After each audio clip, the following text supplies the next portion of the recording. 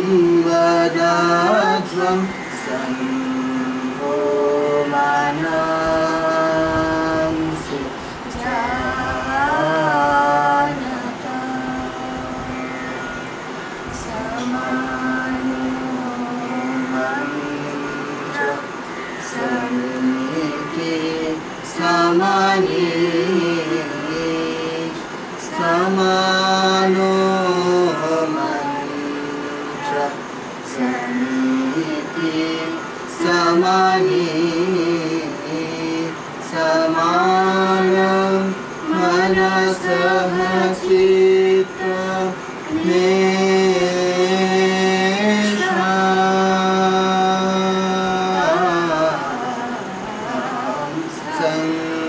संगच्छध्वं संवदाध्वं संभो मानंसि जानता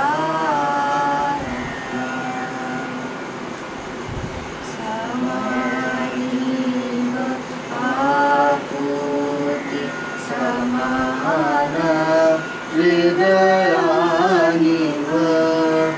समानिव आपूति समाना हृदयानिव समानमस्तु वो मनो यथार्व सुसहासति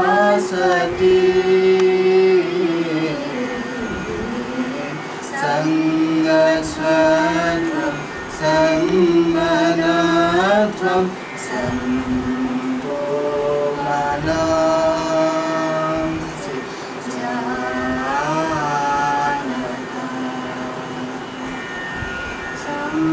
संगच्छध्वं संवदाध्वं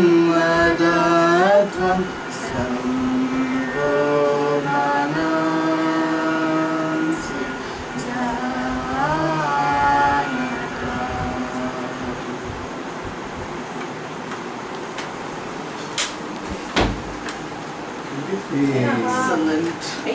আরেকজনও আছে যার মাথার কাছে একবার সমস্যা পড়লে প্রোটেকশন আছে আমার নেই এই সাইডটা বেচারানো না বসলেই পারে আমার ফোন এই মাথা ঠুকেছে কে ছোট অভিজিৎ না। প্রথমে একটা উদ্বোধনী প্রতিবেদন অভিজিৎ করবে। ইয়োর গ্র্যান্ডনেস, প্রধান অতিথি মহাশয়, সম্মানীয় অতিথিবৃন্দ ও অন্যান্য সদস্যগণ, আপনাদের আমি এই আনন্দ অনুষ্ঠানে স্বাগত জানাই। ধর্মরাজিকা প্রতিষ্ঠানের এই উদ্যোগ, যেখানে আমাদের সংগৃহীত রবীন্দ্র বিষয়ক বস্তু সংগ্রহ কেন্দ্র গীতালি রবীন্দ্র স্মারক সংগ্রহশালার উদ্বোধন, একটি বহু প্রতীক্ষিত মুহূর্ত আমাদের কাছে। তার কারণ, এমন একটি প্রতিষ্ঠান আমরা বহুদিন ধরেই চেয়ে এসেছি, যেখানে আমাদের সংগ্রহের রবীন্দ্রনাথের সই করা বই, বাংলার রেনেসাঁসের আমলের অন্যান্য মনীষীদের কিছু বইয়ের প্রাচীন এডিশন, আর তাঁদের সই করা ও ব্যবহার করা অন্যান্য বইপত্রের সমাহার এবং রবীন্দ্রনাথের উপর প্রকাশিত ডাকটিকিট, পদক, মুদ্রা এবং রবীন্দ্রমূর্তির এই সমাহার থাকবে এবং আমাদের সংগ্রহে তা বিশেষ মাত্রা পাবে। আজ এই পরিকল্পনার বাস্তবায়নে আমরা সত্যিই গভীরভাবে আনন্দিত। এই জাদুঘরে কি কি আছে তা একটি তালিকা। রবীন্দ্রনাথের সই করা 5টি বই, বিদ্যাসাগরের ব্যবহার করা 2টি বই, রাজা রামমোহনের সই করা 1টি বই, প্রফুল্লচন্দ্র রায়ের 1টি বই, চার্লস ট্রিয়ার অ্যান্ড্রুজের কীর্তিমোহন সেনকে দেওয়া 1টি বই,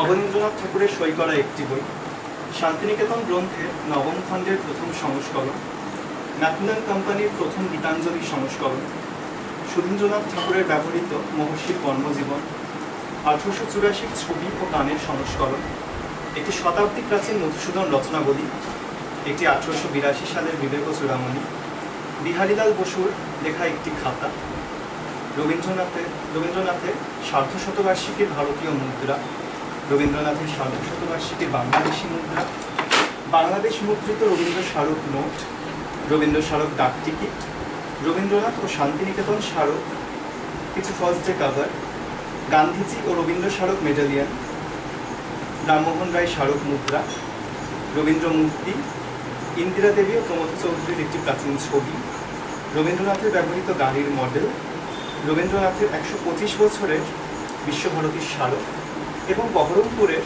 রবীন্দ্র মেলার স্মারক। এইসব জিনিস নানা জায়গা থেকে সংগৃহীত হয়েছে। তবে বইগুলি প্রায় সবকটি প্রয়াত অধ্যাপক সোমেন্দ্রনাথ বসুর সংগ্রহ। তাঁর থেকেই এগুলি আমাদের হাতে এসেছে। এ প্রসঙ্গে বলে রাখি, মধুসূদন রচনাবলীটি সোমেন্দ্রনাথের মা উষাঙ্গিনী বসুর ব্যবহৃত এবং বিবেক চূড়ামণিটি তাঁর পিতামহ বিহারীলাল বসুর ব্যবহার করা বই। এবং বেশ কিছু ডাক টিকিট ও ফার্স্ট ডে কভার আমাদের দিয়েছেন অধ্যাপক অয়নেন্দ্রনাথ বসু। ছবিগুলিও তাঁরই দেওয়া। রবীন্দ্র মূর্তি, মুদ্রা ও পদকগুলি স্বয়ং বসুর সংগ্রহ এবং গাড়ি মডেলটি অধ্যাপক অভ্র বসুর দান। এখানে বলে রাখা ভালো যে এই রবীন্দ্র স্মারক সংগ্রহশালার অনুসরণ করে আরও কিছু বিশিষ্ট মানুষকে নিয়ে ছোট ছোট কয়েকটি মিউজিয়াম তৈরি হয়েছে এই বাড়ির নানা অংশে, যার মধ্যে আছেন Vivekananda, mother Teresa, Dalai Lama, Shakespeare এবং আইনস্টাইন, পণ্ডিত রবিশঙ্কর প্রমুখ। এখানেও তাদের ডাক টিকিট ও মুদ্রা, তাদের সই করা জিনিস প্রভৃতি রয়েছে। কিন্তু বলাই বাহুল্য, রবীন্দ্রনাথেরটি এদের মধ্যে বৃহত্তম এবং শ্রেষ্ঠ, এবং তার সঙ্গে আমাদের গান্ধী ভবনটিও বিশেষ গুরুত্বের দাবি রাখে। এই সংগ্রহটি আমাদের খুব আদরের এবং গর্বের, কারণ অধ্যাপক অভিজিৎ বিনয় বন্দ্যোপাধ্যায় যেমন বলেছেন, নিজের ইতিহাস সংরক্ষণের উপায় আমরা বাঙালিরা খুঁজে পাইনি। আমরা রবীন্দ্রনাথ বা বিবেকানন্দের গলায় মালা পরাতে যতটা ব্যস্ত, ওনাদের কথা জানতে ততটা নই। আছে, রবীন্দ্র মিউজিয়াম নিঃসন্দেহে দেশ বিদেশে প্রচুর আছে, কিন্তু তার পাশাপাশি এই সংগ্রহশালাও ছোটোর মধ্যে সমৃদ্ধ। কাজেই এই সংগ্রহ যে আমাদের অনেক রবীন্দ্রপ্রেমীর বিশ্ব কৌতূহল নিবারণে সাহায্য করবে এই আশা রাখি।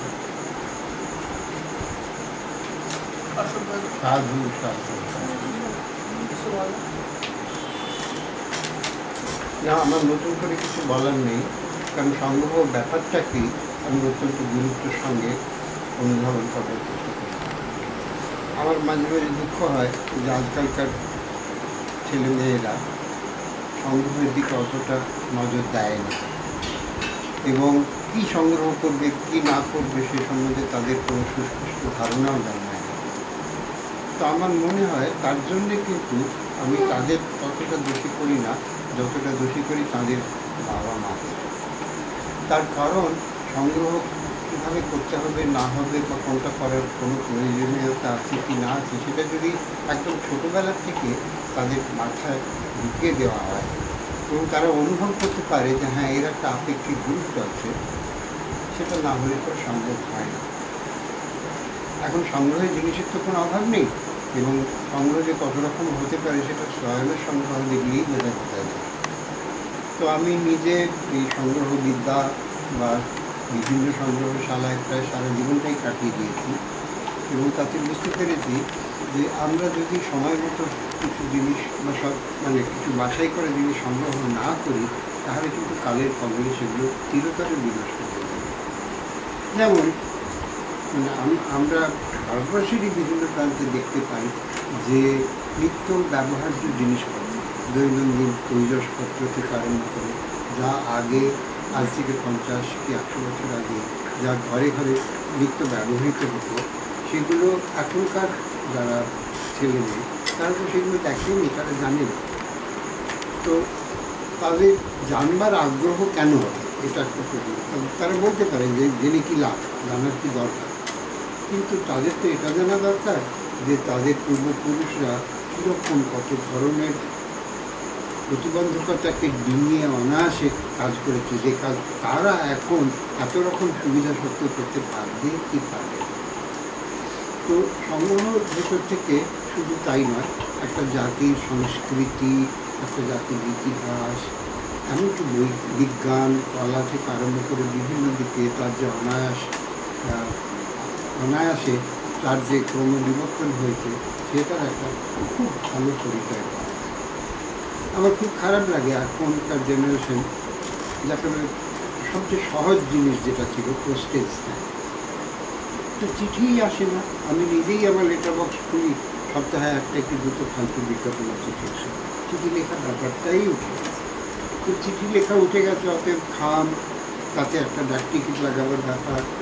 এখন আর যে কোনো কারণে হোক এর জন্য আমাদের সকলেরই দায়িত্ব আছে, আমি বিশেষ করে সরকারের, তারা কারণ আমি বিদেশে দেখেছি এখনও পোস্ট অফিসগুলো নিয়মিত খোলে, পোস্ট বক্সগুলো নিয়মিত চিঠির বা এবং চিঠির আদান প্রদানের যথেষ্ট, কিন্তু আমাদের দেশে হয় না। পোস্টকার্ডে আমন্ত্রণপত্র পাঠানো থেকে আরম্ভ করে এই সমস্ত কিছু। তো তার ফলে কী আছে, ডাক টিকিট জিনিসটা কী, যে তার কোনো প্রয়োজনীয়তা আছে বা তার থেকে আমরা অনেক কিছু জানতে পারি, এই ব্যাপারটাই তাদের মাথায় আসে। শ্রায়ণ এক্ষুনি বলল যে রবীন্দ্রনাথ, গান্ধী, বিবেকানন্দ, রবিশঙ্কর ইত্যাদি বিভিন্ন, এবং ওর ইন্টারেস্টটা আরম্ভ হয়েছে, কিন্তু ও জানে সবই, কিন্তু আরম্ভ হয়েছে ডাক টিকিট থেকে। ডাক টিকিট, তারপরে মুদ্রা আরেকটু কঠিন, কারণ মুদ্রা করতে গেলে একটু পয়সা খরচ করতে হয়, সেটা ছোটোবেলা থেকে অত সহজে সম্ভব হয় না, কিন্তু হয়। যেমন আমি লক্ষ্য করে দেখেছি, সেটা এই 20 পয়সার স্ট্যাম্প, এই কয়েন গত 20 বছরে এত রকমের 20 পয়সা, এবং পরে 20 পয়সাতে বদলে এখন 5 টাকা হয়ে গেছে, যে কারণ 20 পয়সা আর পাইও না, বেড়ে গেল। তার যে কত রকমের মুদ্রা বেরিয়েছে কম দামে রেখে, সেটা অনেকে জানিই না, কবে বেরোয় সেটাও কেউ বলে না। হাতে একটা এলে পরে তবে যদি তাকিয়ে দেখে তখনই বোঝা যায়। তো এতে যারা মুদ্রা আর কি ইস্যু করে, তাদেরও একটা বড় দায়িত্ব আছে।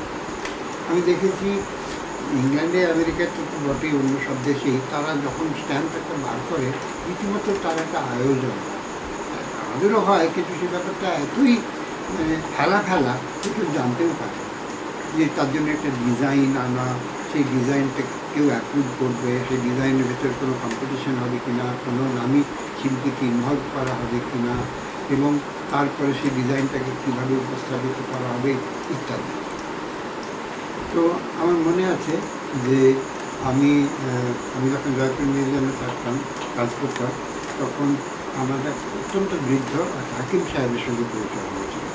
তো আমার সঙ্গে যখন পরিচয় হয়, তখনই তার বয়স 80 হতো, এবং যখন আমি চলে আসি, উনি মারা যান, তখন ওর বয়স ছিল 98। আমি অবাক হয়ে যেতাম, উনি ইংরেজি জানতেন না, পড়তেও পারতেন না। ওর সমস্ত ফ্যামিলি পার্টিশনের সময় পাকিস্তান চলে যেত, উনি জানতেন। উনি খাদি পরতেন, এবং উনি একদম 100% ন্যাশনালিস্ট ছিলেন। তো ওর ছিল ডাক টিকিট সংগ্রহ। উনি আমাকে বললেন যে দেখো, শুধু ডাক টিকিট সংগ্রহ করলে হবে না, সংগ্রহের একটা ইতিহাস হবে। তো তখন উনি, আমিও ডাক টিকিট ছোটোবেলার থেকেই সংগ্রহ করি, কিন্তু অত সিরিয়াস ইন্টারেস্ট নিয়ে করবার মতো সুযোগ হয়নি। গ্রামাঞ্চলে থাকতাম, তখন দাদা পোস্ট অফিসে চাকরি করতেন বলে স্ট্যাম্প দেখতে পেতাম। তো কারুর ফরেন বিদেশ থেকে চিঠি এসেছে, সঙ্গে সঙ্গে তার বাড়ি যেতাম, আপনার কি স্ট্যাম্প খামটা লাগবে, এরকম বলে তাকিয়ে সেরকমভাবেই হতো, পয়সা খরচ করে স্ট্যাম্প কেনা এসব মাথায় আসতো। তো যাই হোক, উনি আমাকে দেখালেন এবং বোঝালেন যে জয়পুর স্টেট সম্বন্ধে উনি বললেন যে দেখো এরা কীভাবে স্ট্যাম্পগুলো ইস্যু করে। তার কারণ একটা স্টেট, তার একটা বিভাগ আছে, সেই বিভাগে যদি ঠিক হয় স্ট্যাম্পগুলো কোথায় ছাপানো হবে, কীভাবে কত সংখ্যা হবে, তার ডিজাইন কীরকম হবে, কে তার ডিজাইন তৈরি করবে, ডিজাইনে কী থাকবে, এরকম অনেকগুলো ব্যাপার আছে। এবং উনি, ওই বৃদ্ধ ভদ্রলোক, উনি সেই সব ব্যাপার, এবং শুধু জয়পুর স্টেট নয়, আরও রাজস্থানের বিভিন্ন স্টেটে এইভাবে স্ট্যাম্পের ইতিহাস শুনতে। তো এখন আমি ভাবি যে যারা স্ট্যাম্প দেখিয়েনি তারা আর এত কথা ভাববে না বলে এই অবহেলা। এখনও আমাদের দেশে কিছু কিছু অত্যন্ত ভালো স্ট্যাম্প বেরোবে, কিন্তু সেই স্ট্যাম্পগুলো এতই ফেলা করে দেবে, তার কোনো মানে থাকে না। তো যাই হোক, স্বয়ং সেই ব্যাপারে যথেষ্ট সজাগ। একটুখানি যেটা অসুবিধা, সেটা হচ্ছে ওর পক্ষে আর ইউজড স্ট্যাম্প খাম থেকে বার করে আনা অনেক সময় সম্ভব হয় না। সেই জন্য যখন নতুন বেরোয় তখন নতুন শিখতে কিনে নেয়, বড়দের একটা ফার্স্ট ডে ক্যান্সেলেশন করা হলো এইরকম। তো এটা তো স্ট্যাম্পের কথা। বইয়ের কথা যেটা, এটা অত্যন্ত গুরুত্বপূর্ণ, এবং সেখানেও আমাদের কাছে একটা সংকটের দিন এগিয়ে আসছে। লাইব্রেরি, এত বড় লাইব্রেরি, এত বই, কজন যায়, কজন দেখে, কেন দেখে না? আমি এখানে সকলে শিক্ষক 4 জনই রয়েছেন, আমি মনে করি শিক্ষকদের এখানে এখন একটা বড় রোল আছে। তার কারণ এখন যত সহজে পিএইচডি পাওয়া যায়, তত সহজে পোস্ট গ্রাজুয়েশন পাস করা যায়, আমাদের সময় কিন্তু তা হতে পারে কিছুতেই হতো না। শিক্ষকরা ঠিকই ধরতে পারতেন, এবং শিক্ষকরা যদি মনোযোগ দিয়ে সেদিকটা দেখতে চান তাহলে অন্তত কিছু সংখ্যক, সবাই জানা কথাই যে এত বড় বড় ক্লাস, এত ছাত্রছাত্রী প্রত্যেকের দিকে তার ব্যক্তিগতভাবে নজর দেওয়া যায় না, এবং শিক্ষক এই প্রথম সারির বা 10% ছাত্রছাত্রীদের ওপরই নির্ভর করতে হয়, এবং তাদের ভেতর দিয়েই তারা তাদের ভবিষ্যৎকে যেমন তৈরি করেন, তারাও তাদের শিক্ষকদের স্মরণে রাখে। তো এই যে লাইব্রেরির ব্যাপারটা, যেটা সহায়নকে দেখাচ্ছে যে রবীন্দ্রনাথের সই করা, এরকম একটা রোমহর্ষক কথা যে রবীন্দ্রনাথের সই করা একটা বই খুব কি সাংঘাতিক, একটা ফার্স্ট এডিশনই যেখানে পাওয়া যায়। আর রবীন্দ্রনাথের মতো একটা ব্যক্তিত্ব যার পরিচিতি সারা পৃথিবী জোড়া, এবং শুধু তাই নয়, নোবেল প্রাইজ প্রতি বছরই তো কেউ না কেউ পাচ্ছে, লেখকও তো অনেক রয়েছে, অনেক কিছু, কিন্তু এইরকম একটা বহুধা বিস্তৃত ব্যক্তিত্ব এবং এত রকমের ক্রিয়েটিভ মানুষকে পৃথিবীতে খুব বেশি জন্মগ্রহণ করেনি। সেখানে রবীন্দ্রনাথের ছবি মানেই একটা আলাদা, রবীন্দ্রনাথের সই মানে তার একটা আলাদা গুরুত্ব। তো স্বয়ং যখন প্রথমে মানে সংগ্রহটা সন্ধানটায় এসে, অন্য সব কিছুর ভেতরেই আমার একটা গর্ব আছে বলতে পারি যে ও আসে, আমি তার বাবা মার বাইরে আমি হচ্ছে প্রথম শ্রোতা। ও এসে আগে যতক্ষণ না আমাকে দেখাচ্ছে ততক্ষণ পর্যন্ত নিশ্চিত হতে পারে না, এবং তাতে স্বাভাবিকভাবেই ও যতটা উত্তেজিত হয় তার উত্তেজনার অনেকটা ভাগ আমিও নিই। এই যে ব্যাপারটা, যে এই জিনিসগুলো সংগ্রহ করার সৌভাগ্য সবার হয় না, ওর হয়েছে, এবং ওর হয়েছে, ও পেয়েছে, এবং যেহেতু ওর হয়েছে, ও সবাই এখনই আমাকে এসে ওখানেই বলল রবীন্দ্রনাথ দিয়ে তার মায়ের কিছু স্ট্যাম্প আমাকে দিয়েছে। তো এইভাবেই হয়, কারণ এখনকার জেনারেশনের কাছে তারা কী করবেন এই স্ট্যাম্পগুলো নিয়ে ভেবেও পান না, অথচ ফেলা যায় না মায়ের সংগ্রহ করা স্ট্যাম্প। তো উপযুক্ত যদি কেউ থাকে তাহলে পারে সে করুক, সে অন্তত জানতে পারে। তো এখন ও অনেক কিছুই করতে চায়, আমি মাঝে মাঝে তো থামাবার চেষ্টা করি, কিন্তু কোনো লাভ নেই। আমি এখন উৎসাহে আর শান্তি বলে তো কোনো মানে হয় না, ওই নিত্য নতুন আরও আবিষ্কার করুক, আরও কিছু করুক, এবং কালেকশন আরও সুযোগ দেবো আমি।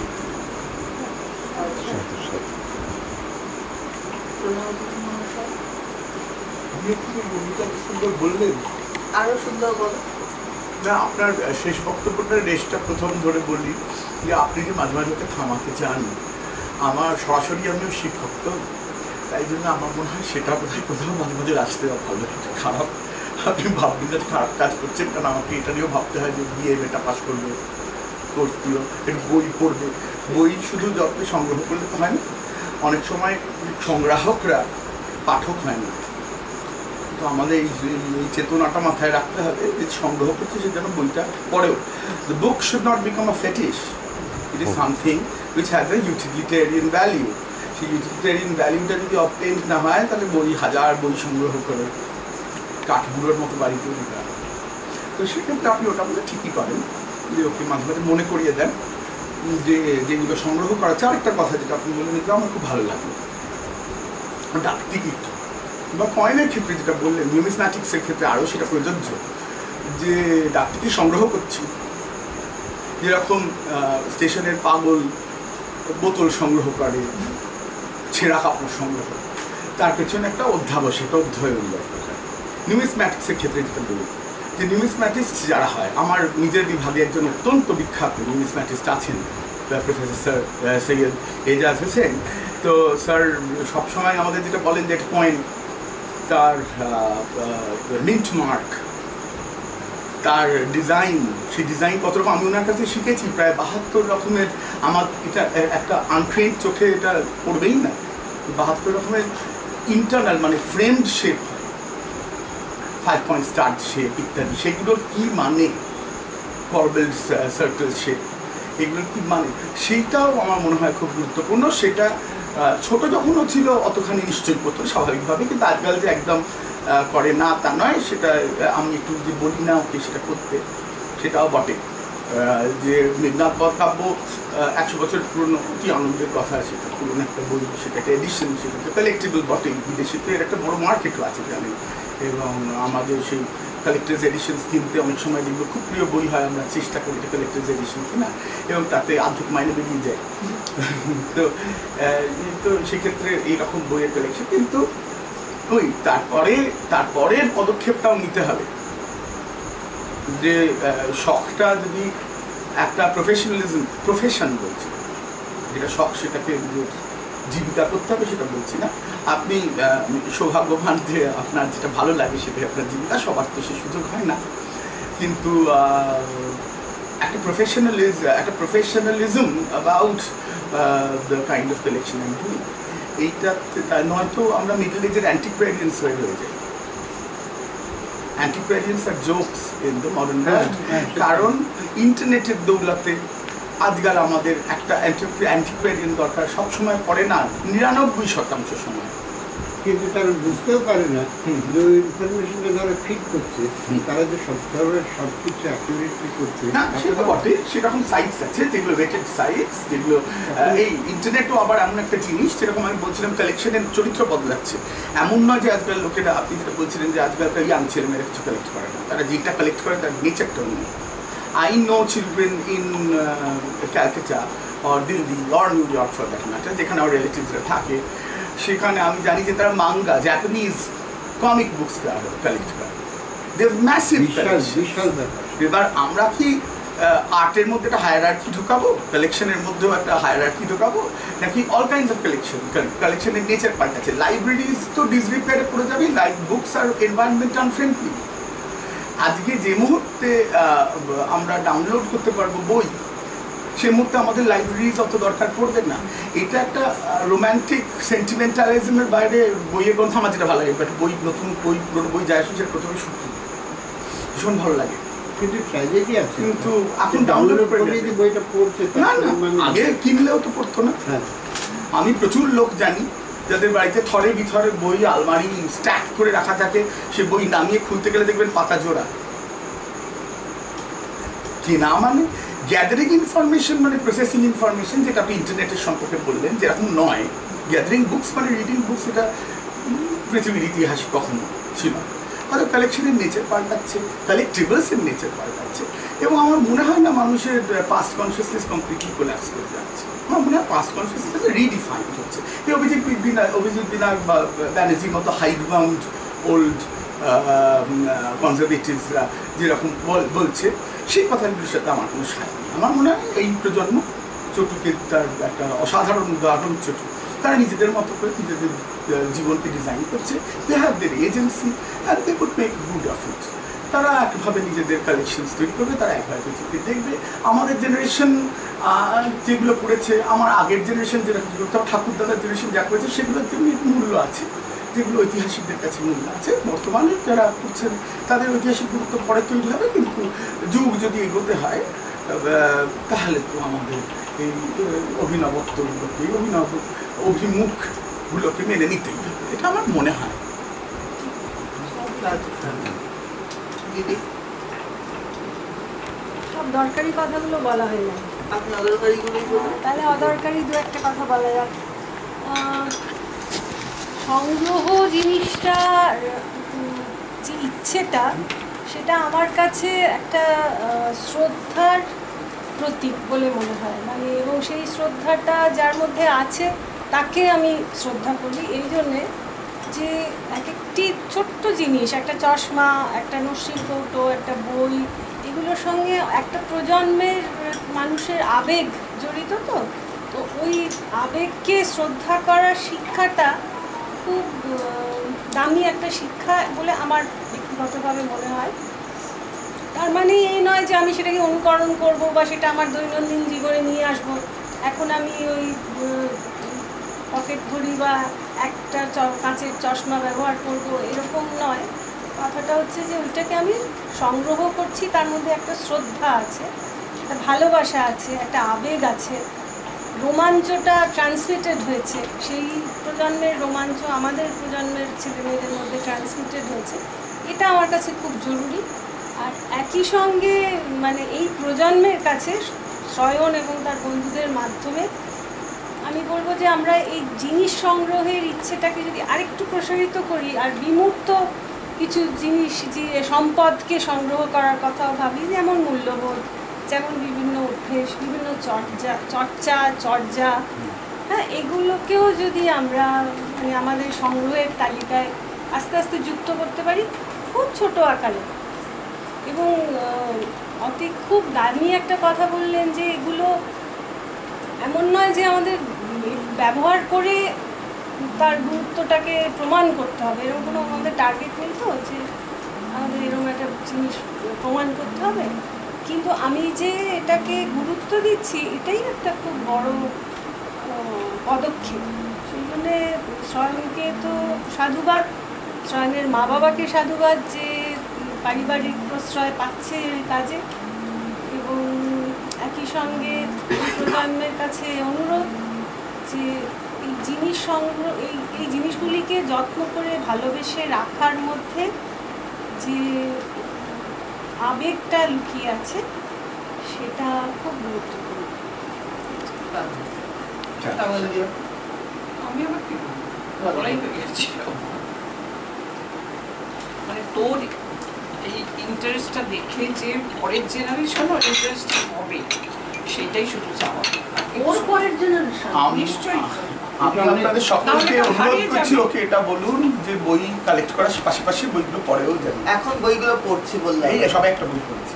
হ্যাঁ, পুরো পড়া বললাম। ওই যে যেটা বললেন যে শ্রদ্ধার একটা আবেগ, এই জিনিসটা ভীষণ দরকার। আজকালকার জেনারেশনে এটা নেই। তো এইগুলো ওদেরগুলো দেখে যদি আবার তারা একটু ইন্সপায়ার্ড হয়, সেটাই সব আছে হয়তো ফর্ম টাইপ করবো রকম। ঠিক যেটা বললো নেই কথাটা বলা বলা যায় না। কারণ আমার বক্তব্য থেকে শুনে একটু সন্দেহ যে একটুখানি যে তাদের বোধ হয়, আমি রাস্তা দেখানোর কথা বলছি না, কোথায় গুরুত্ব আছে আর কোথায় জিনিসটা তাদের গান, অনেকেই তো গান নিয়ে মাথা গান, নানা ধরনের গান, তার জন্যে মানে ওয়েস্টার্ন ভাটিয়ালি পল্লী গীতি থেকে আরম্ভ করে, সেটা একটা বিশাল ব্যাপার। তার কারণ সে নিজে গান গায় এবং অনেক ধরনের গান তার কাছে, এটা যেমন বাংলার কথা বলবো কমিকের বলে করি, কিন্তু কথা হচ্ছে করুক যেটা তার, কিন্তু তার যেন কোনো কিছু করতে একটা ইচ্ছে যায়, সেই ইচ্ছেটা ইম্পর্টেন্ট। কারণ সে যদি এখন মুশকিল হয়েছে কি, আমরা তো সারা জীবন মিউজিয়ামে কাটিয়েছি, ওকে মিউজিয়ামই দেখতে যায় না। সে তো বটেই, কত মিউজিয়াম বন্ধ হয়ে যাবার মুখে। আমাদের তখন বলা হতো যে মিউজিয়াম কখন যায়, বাবা মার সঙ্গে বাচ্চা ছেলে হয়ে, আবার নিজে বাবা মা হয়ে তার সন্তানকে নিয়ে আসে। কিন্তু ওদের দেশে যেটা হয়, যেটা তুমি খুব ভালো করে জানো, সেটা হচ্ছে ওরা যাতে যায় তার জন্য নানা রকম এক্সিবিশন,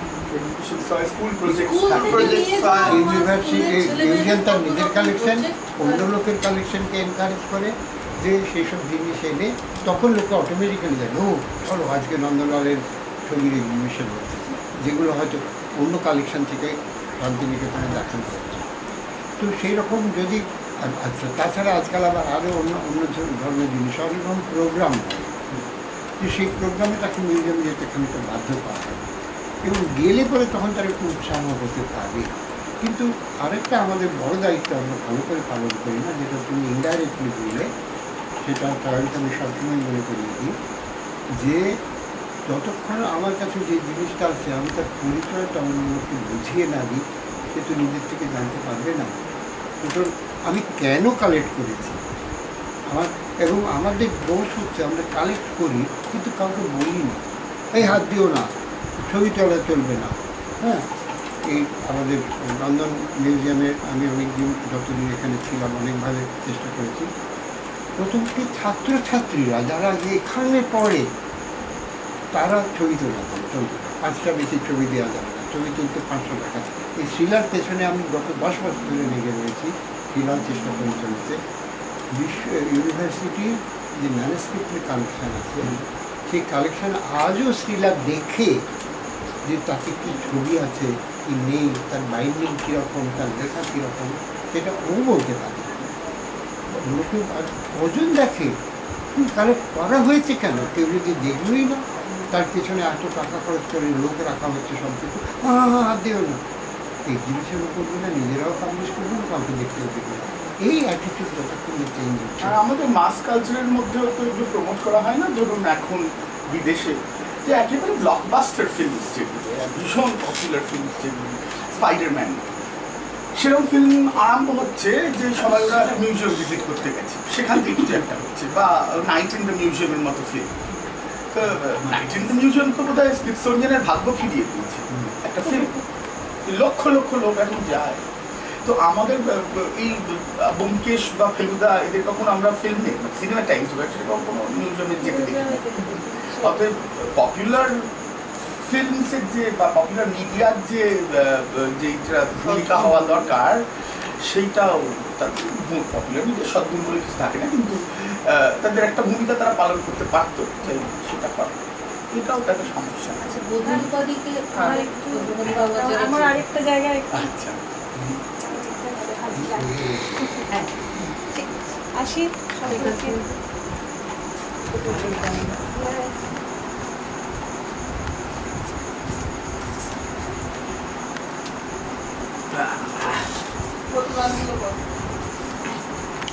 আমরা আহমেদাবাদে যে বাসনের মিউজিয়ামটা দেখি, প্রথমেই ভীষণ হতচকিত হয়েছিল, যে কত বড় জায়গায় বাসন। ওই মিউজিয়ামে যেটা আমার কাছে সবচেয়ে ইন্টারেস্টিং লেগেছে কি জানো, আহমেদাবাদের কালেকশনটা, ভদ্রলোক পাগল লোক, উনি কালেক্ট হয়ে গেছেন, এবারে বাকি কাজগুলো উনি করতে পারছেন না বা চাইছেন না, বা যে কোনো একটা ব্লক আছে।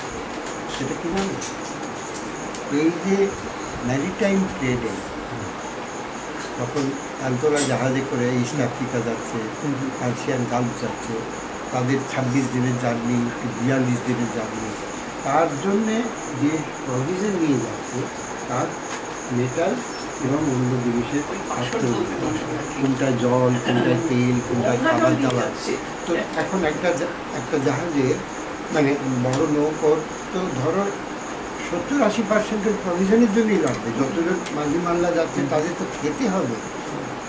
তো সেই ব্যাপারটা ওর মাথায় ঢুকেছিল, এবং উনি দেখলেন যে আহমেদাবাদের কাবাডি বাজারে এগুলো মেটালের দামে বিক্রি হচ্ছে।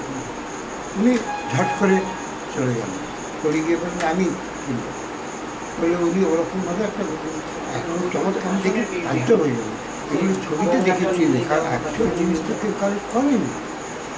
যেটা আমি ওই বসন্ত চৌধুরী সম্বন্ধে একটা ছোট্ট লেখাতে লিখেছিলাম, বসন্ত চৌধুরী কী করতেন, তখন রূপোর দাম বাড়ছে, তো লোকের বাড়িতে লক্ষ্মীর ভাণ্ডারে, লক্ষ্মীর সিংহাসনে রূপোর টাকা থাকতো, তো কারণ কারণ আরও পুরনো থাকতো।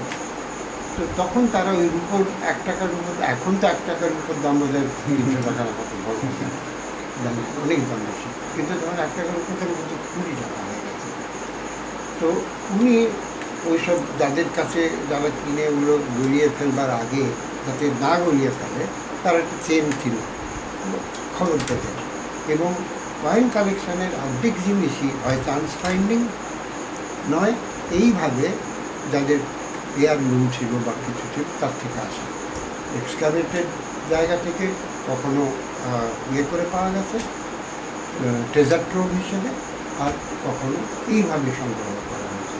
উনি বসন্ত চৌধুরী এইভাবে, ওর একটা ইন্টারেস্ট ছিল বাংলা লেখা লিপির কয়েন, উনি অন্য কোনো কয়েন কালেক্ট করতেন না, এবং বাংলা লিপির কয়েন সুলতানের, তারপরে এতগুলো স্টেটকে আলাদা কয়েন ইস্যু করতেন তাই জানতাম না, জয়ন্তিয়া কয়েন, কাছাড়, আরাকান, চট্টগ্রাম, ত্রিপুরা, মণিপুর, আসাম, কুচবিহার। তো এই যে ব্যাপারটা, এটা ওরা যদি সেই সময় উদ্যোগী না হতেন তাহলে কিন্তু চলে যেত, চিরকালে নষ্ট। যাই হোক, তোমাকে আমি সর্বদাই তোমার দায়িত্ব সম্বন্ধে অবহিত করেছি, যেটা ও বললো, শুধু বই পড়া বলে না, এগুলো তো যা আছে তা সবই তো না এখন করে এখন মানে আমি ওকে বারবার যেটা বলি কিউরেশনের দিকে জোর দিই হ্যাঁ, আমি একটা উদাহরণ দিয়ে exactly. বলতে পারি আমি বোদলেয়ার কালেকশনটা টেক্সটাইল মিউজিয়ামে আমি যেটাকে আমরা যেটা museum আমি সেটাই বললাম যে কি কালেক্ট যে করতে এই যে ডেকান থেকে একটা কাপড় বেরিয়ে সেটা ইয়েতে বার্সবের কাছে গেল সেখান থেকে সেটা ইয়ে দিয়ে রুট দিয়ে ইটালি হয়ে পৌঁছাচ্ছে ইউরোপে সেটাতে ওরা এমনভাবে কিউরেট করেছে কালেকশনটা যেটা এক ঝলক দেখলে ওই একটা বিরাট বড় পৃথিবীব্যাপী ইতিহাসটা চোখের মধ্যে মনের মধ্যে বসে যায় ছেলে তো সেই জন্য আমি ওকে বারবার বলেছি কিউরেশন এখনো একটু কিউরেট করার চেষ্টা করে জায়গা নেই এক্সিবিশন লেভেলিং তাতে করা আর বারবার শিল্প পাল্টা না হচ্ছে কিন্তু শিল্পটা অন্যভাবে শুধু শিল্প দিয়ে কি ওইটুকুর মধ্যে যাবে অন্যান্য দেশে সেগুলো থেকে কীভাবে মানে ইনফ্লুয়েন্স হয়েছে এবং ওরা যে এক্সিবিশনটা করছেন ওদের এটাই করলো এখন এক্সিবিশন শুরু হয়নি তাতে আফ্রিকা এবং আফ্রিকা শুধু না ওয়েস্ট আফ্রিকা পর্যন্ত পৌঁছে গেছে যে তার যে ইম্প্যাক্ট তার থেকে এবং সেটা যে কত সুদূর প্রসারী এবং যেমন একটা ছোটোখাটো জিনিস এটা তো এখনকার শিল্পে কিন্তু বুদ্ধিজমের স্প্রেডের সঙ্গে সঙ্গে তো মোটিভগুলোও চলে গেছে এবং সেই সব মোটিভ আবার মোটিভ এসেছে ওয়েস্ট এশিয়া থেকেই আমাদের দেশে ভারত বা সাঁচিতে আমরা যে সমস্ত দেখি তার সঙ্গে রিলিস্টিক এগুলো ফ্লেম এই যে আদান প্রদান, এগুলো তো সবই আচ্ছা মানে এবার দুটো গান দিয়ে আমরা হ্যাঁ অনুষ্ঠানটা শেষ করি। ঠিক আছে হ্যাঁ আমরা যাবো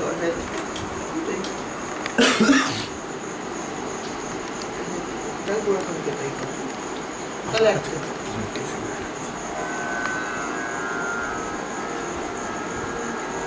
পাবলিক ডিমান্ডে আমরা একটা গানই করি হ্যাঁ ঠিক আছে তাই করো কেন পাবলিক ডিমান্ডে গান কমে গেল কেন? গান তো বাড়ার কথা, দুটো জায়গায় তিনটে হবে। থ্রেড নিয়ে